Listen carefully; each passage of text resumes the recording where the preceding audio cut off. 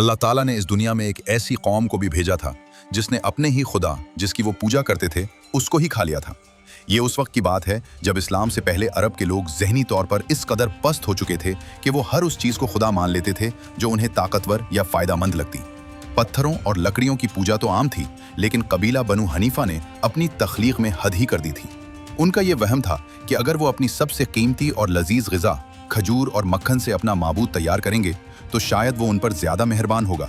उन्होंने बेहतरीन किस्म की खजूरों को पेश कर उसमें खालिस मक्खन, पनीर और आटा मिलाकर एक हलवा नुमा पेस्ट तैयार किया और उसे तराश कर बुत की शक्ल दे दी।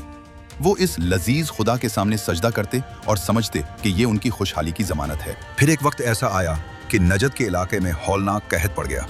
दाने दाने को तरसती उस कौम के सामने जब मौत नाचने लगी और घर के तमाम अनाज खत्म हो गए तो उनका सारा ईमान पेट की आग के सामने ढेर हो गया। शुरू में तो वो डरे कि अपने रब को कैसे खाएं, लेकिन जब भूख ने होश उड़ा दिए तो उन्होंने सोचा कि अगर हम ही ना रहे तो इबादत कौन करेगा। कबीले के लोग अपने ही हाथों से बनाए गए उस माबूद पर टूट पड़े और उसे नोच नोच कर खाने लगे और साथ कहते, हमारा माबूद कितना मेहरबान है कि जब हम पर मुश्किल वक्त आया तो उसने अपनी जान देकर हमारी भूख मिटाई और हमें मौत से बचा लिया। आखिरकार हमारा खुदा ही हमारे काम आया। जब ये बात पूरे अरब में फैली तो लोग उन पर हंसते थे कि बनु हनीफा ने भूख मिटाने के लिए अपने रब को ही ज़िबह कर डाला। जिस माबूद को इंसान अपनी भूख मिटाने के लिए खा जाए वो इंसान की तकदीर क्या बदलेगा।